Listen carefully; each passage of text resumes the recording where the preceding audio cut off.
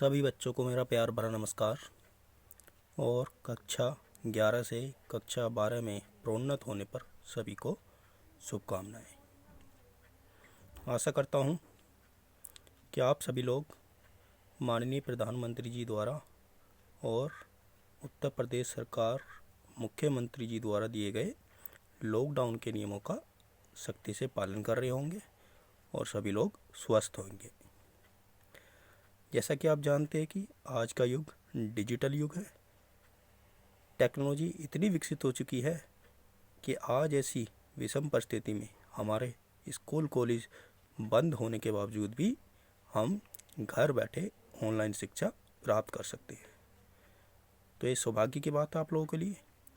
तो इसलिए बिना टाइम गवाए आप सभी लोग से ये आग्रह है कि सभी स्कूल के छात्र ऑनलाइन टीचिंग से जुड़ें और अपने अपने कक्षा अध्यापक और विषय अध्यापकों से ऑनलाइन शिक्षा और महत्वपूर्ण ज्ञान प्राप्त करें। ज़्यादा टाइम न लेते हुए हम अपना टॉपिक स्टार्ट करेंगे। जैसा कि मैं बायो पढ़ाता हूँ तो मैं आज आपको बायो पढ़ाएंगे। कल मैंने आपको बायो के सिलेबस के विषय में बताया था, जिसमें हमारी कुल 5 यूनिट्स हैं। बायो में हमारी कुल 5 यूनिट्स हैं और इन यूनिट्स में सबसे पहली यूनिट है रिप्रोडक्शन। कौन सी है? रिप्रोडक्शन।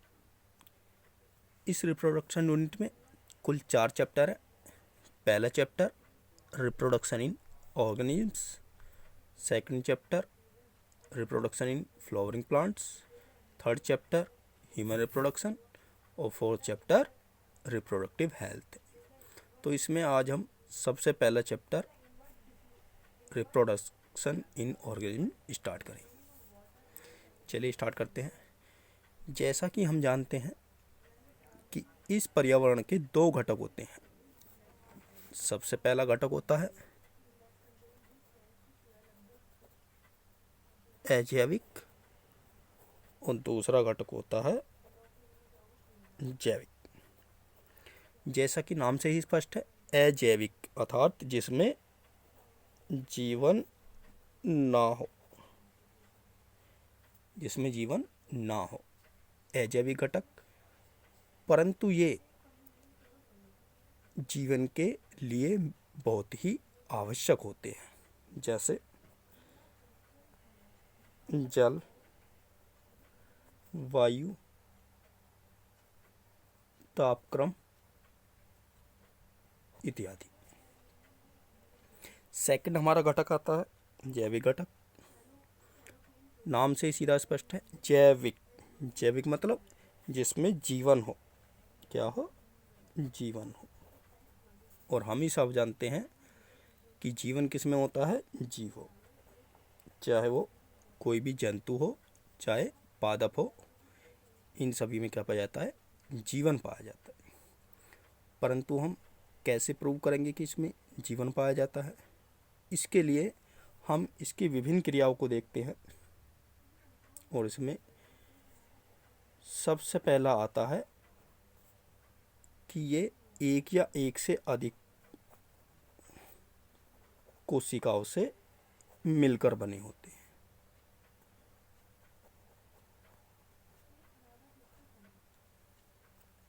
दूसरा आता है इनमें जीव द्रव्य उपस्थित होगा। तीसरा, ये गति करेंगे। चौथा, इनमें वृद्धि विकास होगा। पांचवा, जीवन की महत्वपूर्ण क्रियाएं पोषण, पाचन,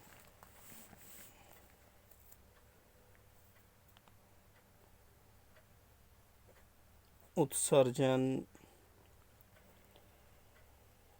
शोषण आदि उपापचय क्रियाएं चलेंगी। ये कुछ क्रियाएं, और भी काफ़ी क्रियाएं बाकी। परंतु ये सभी क्रियाएं देखें तो ये क्रियाएं केवल एक जीव के अस्तित्व के लिए हैं, एक जीव के लिए, पर्टिकुलर जीव के अस्तित्व के लिए, क्योंकि प्रत्येक जीव अपने आप को वातावरण में जीवित रखने के लिए ऊर्जा ग्रहण करता रहता है, जिसके फलस्वरूप यह सारी क्रियाएं करता है। परंतु एक विशेष लक्षण और है जो कि इस जीव के साथ साथ इसकी जाति के अस्तित्व को, क्या इसकी जाति के अस्तित्व को पृथ्वी पर बनाए रखने के लिए जिम्मेदार होता है, और वो लक्षण होता है जनन। वो लक्षण क्या होता है? जनन होता है। यही एक ऐसा लक्षण है जो कि उसकी जाति के अस्तित्व को पृथ्वी पर बनाए रखने के लिए आवश्यक होगा। तो बच्चों, आज हम इसी के बारे में पढ़ेंगे, जनन। चलिए सबसे पहले हम जनन की परिभाषा पढ़ेंगे कि जनन आखिर है क्या। तो यदि हम जनन की परिभाषा पढ़ें तो जनन की परिभाषा कुछ इस तरीके से होगी कि प्रत्येक जीव अपनी जाति के अस्तित्व को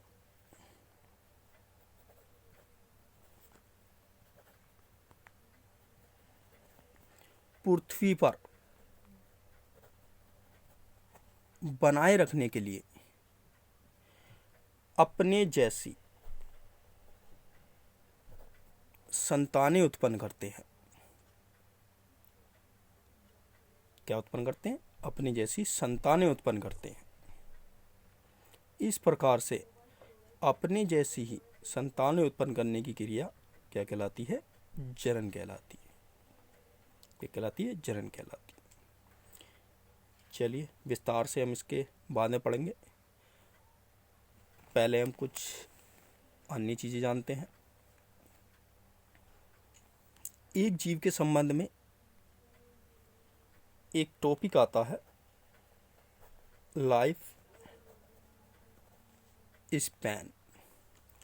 तो जैसा कि हम जानते हैं कि प्रत्येक जीव जन्म लेता है और बाद में उसकी मृत्यु हो जाती है, और इस जन्म और मृत्यु के बीच में वो विभिन्न अवस्थाओं से गुजरता है, जिसमें वो वृद्धि करेगा, विकास करेगा, जनन करेगा और अंत में मृत्यु को प्राप्त होगा। तो लाइफ स्पैन मुख्य रूप से क्या होता है? जीव के जन्म से लेकर मृत्यु तक का समय उसका लाइफ स्पैन कहलाता है। यह लाइफ स्पैन पृथ्वी पर बहुत अधिक जैव विविधता होने के कारण अलग अलग जीवों में अलग अलग अवधि का होता है। जैसे कि कुछ जीवों में यह कुछ घंटों या एक दिन से लेकर कई वर्षों या हजारों वर्षों तक हो सकता है। इस लाइफ स्पान को कई चरणों में बांटा गया है, और इन चरणों के बारे में हम पढ़ते हैं। तो सबसे पहला इसका चरण आता है जन्म। जैसा कि हम जानते हैं कि प्रत्येक जीव अपने माता पिता या फिर पैतृक से एक बिल्कुल नई कोशिका या नए शरीर के रूप में जन्म लेता है। दूसरा जो आता है वृद्धि, इंग्लिश में भी लिख देता हूँ मैं।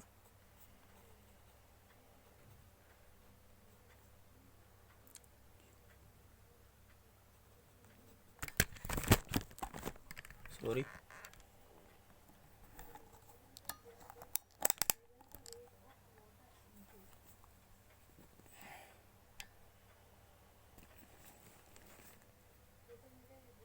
जुवेनिलिटी या वृद्धि अवस्था। यह जन्म से लेकर वयस्क होने तक का समय होता है। अर्थात वह अवस्था जब कोई भी बच्चा जन्म लेने के पश्चात वृद्धि विकास करता है और वयस्क हो जाता है, अर्थात जन्म करने लायक हो जाता है, यह अवस्था क्या कहलाती है? वृद्धि अवस्था कहलाती है। तीसरा पॉइंट आता है वयस्क। मैच्योरिटी। मैच्योरिटी क्या होता है? किसी जीव की वह अवस्था जिसमें वह जनन करने की क्षमता धारण कर लेता है, अर्थात जनन करने लगता है, वह अवस्था क्या कहलाती है? वयस्क अवस्था कहलाती है। अगली अवस्था आती है एजिंग एंड सेनेसेंस, या बोलते हैं जीर्णता। क्या बोलते हैं? जीर्णता। अर्थात यह जीव के जीवन काल की वह अवस्था होती है जिसमें उसका शरीर अंत में बिल्कुल जर्जर हो जाता है और कमज़ोर पड़ जाता है। जैसा कि हम जानते हैं कि प्रत्येक जीव बूढ़ा होता जाता है, तो यह बूढ़े होने की प्रक्रिया ही एजिंग कहलाती है। क्या कहलाती है? एजिंग कहलाती है, जिसमें हमारी कोशिकाओं की कार्य क्षमता कम होती जाती है और वो बूढ़ी होती जाती है, और अंत में जाकर अवस्था यह आ जाती है कि उनकी कोशिकाएं काम करने लायक नहीं रह जाती और वो बिल्कुल जर्जर हो जाती है। यह अवस्था सेनेसेंस कहलाती है। और अंत की लास्ट अवस्था आती है डेथ, मृत्यु। क्या आती है? मृत्यु। सबसे लास्ट अवस्था है ये, जब जीव का शरीर बिल्कुल जर्जर हो जाता है, तब उसके शरीर की मृत्यु हो जाती है, अर्थात उसकी मृत्यु हो जाती है। ये इसका लास्ट फेज है। तो जन्म से लेकर डेथ तक के समय को ही हम क्या कह देते हैं? लाइफ स्पैन बोलते हैं। क्या बोलते हैं? लाइफ स्पैन बोलते हैं। अब सीधा हम जनन पर आते हैं। तो इसकी ये मध्य अवस्था, ये मैच्योरिटी अवस्था है, इसमें कोई भी जीव जनन करता है। जनन, जैसा कि मैंने जनन की परिभाषा बताई है कि जनन किसी जीव की जाति के अस्तित्व को बनाए रखने की वह प्रक्रिया है जिसमें वह जीव अपनी ही जैसी संतानें उत्पन्न करता है, और यह प्रक्रिया पीढ़ी दर पीढ़ी लगातार चलती जाती है, और वह जीव अपनी जाति के और अपने आनुवंशिक लक्षणों को पीढ़ी दर पीढ़ी देता जाता है। इस पूरी प्रक्रिया को हम जनन कहते हैं। जनन मुख्य रूप से दो प्रकार का होता है। पहला जनन है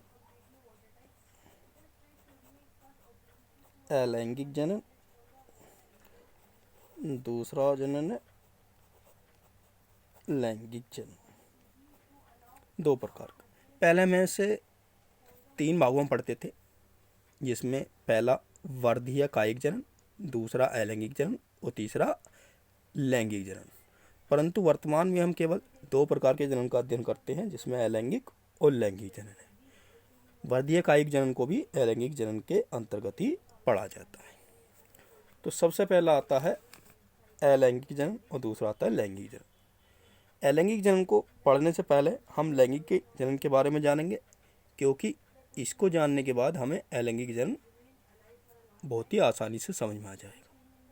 ठीक है, तो पहले हम लैंगिक जनन को समझते हैं।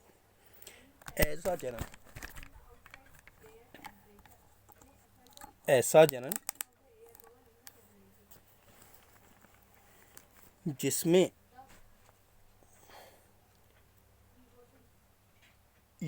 युग्मकों का निर्माण होता है।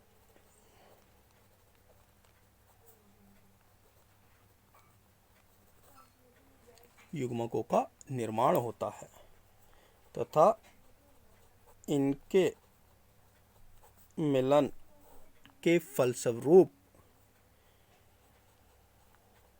जाइगोट बनता है और इस जाइगोट में विदलन क्रिया के फलस्वरूप क्या होता है, नए जीव का निर्माण होता है। क्या कहलाता है, लैंगिक जनन कहलाता है। दोबारा सुनेंगे, लैंगिक जनन ऐसा जनन जिसमें युग्मकों का निर्माण होता है और इन युग्मकों के फ्यूजन अर्थात मिलन के फलस्वरूप जाइगोट बनता है और यही जाइगोट भविष्य में एक नए जीव का निर्माण करता है। क्या कहलाता है, लैंगिक जनन कहलाता है। इसमें जो युग्मक बनते हैं वो नर तथा मादा अलग अलग बनते हैं या फिर अलग अलग स्ट्रेन के होते हैं, बहुत ही निम्न श्रेणी के जीवों। अब हम अलैंगिक जनन को समझेंगे। तो देखिए, अलैंगिक जनन क्या होगा, ऐसा जनन जिसमें युग्मकों का निर्माण नहीं होता, युग्मकों का निर्माण नहीं होता और ना ही इनका मिलन होता है, बल्कि एक सिंगल पेरेंट मतलब एक अकेला पैतृक ही नई जनरेशन बनाने में सक्षम होता है। क्या होता है, सक्षम होता है। क्या कहलाता है, अलैंगिक जनन। ऐसा जनन जिसमें युग्मकों का निर्माण नहीं होता और ना ही इनके बीच में मिलन की प्रक्रिया होती और एक पैतृक ही आगे जाति के अस्तित्व को चलाने के लिए काफ़ी होता है। क्या कहलाता है, अलैंगिक जनन कहलाता है। इसमें जो जीव बनता है वह बिल्कुल पैतृक के समान होता है, अर्थात इसका आनुवंशिक संगठन बिल्कुल उसी के समान होता है। इसी कारण उसे क्लोन भी कहते हैं। क्या बोलते हैं, क्लोन। तो अब देखो, अलैंगिक जनन के कुछ लक्षणों के बारे में जानेंगे, कैरेक्टरिस्टिक्स के बारे में जानेंगे। तो इसमें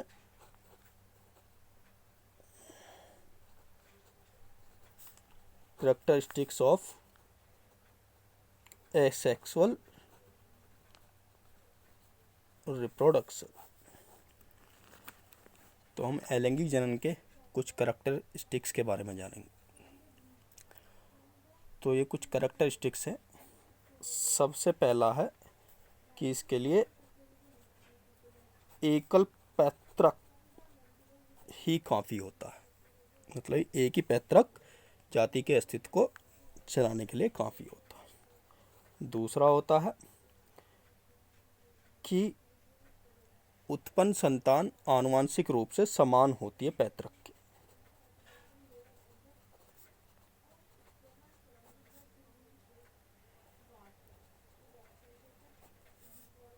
तीसरा, समय काफ़ी कम लगता है।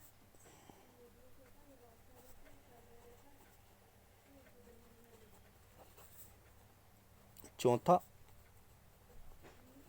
इसमें समसूत्री विभाजन होता है, अर्धसूत्री नहीं होता। कौन सा विभाजन होता है, समसूत्री विभाजन होता है।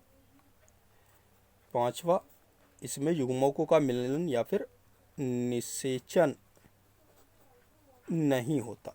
क्या नहीं होता, निषेचन नहीं होता। और इसके साथ ही ना ही